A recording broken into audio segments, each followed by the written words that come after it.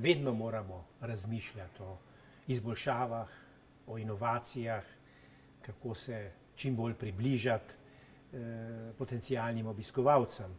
Ampak glede na dosedanje izkušnje, mislim, da je sedanja postavitev festivala na relaciji Križanke in Cankarjev dom kar optimalna.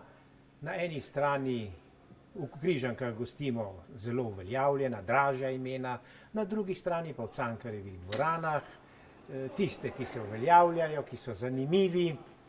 Pri tem je pa seveda treba povedati, da kako bo v prihodnje, je težko reči. Križanke so namreč izjemno draga lokacija. Če ne veste, en dan Križank stane Cankarjev dom najem, govorim, in uporaba, tja med 10 in 12 tisoč evri.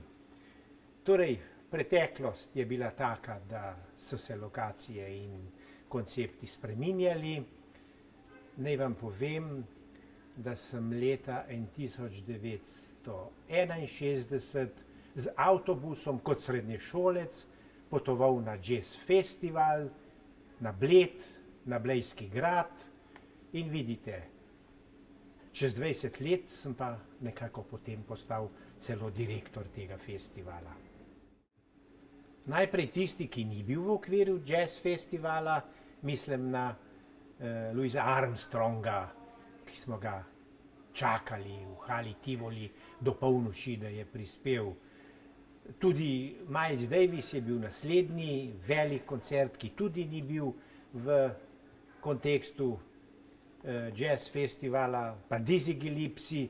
Skratka, imel sem priložnost videti velikane jazza zunaj programa jazz festivala in v ostalem programu Cankarjevega doma.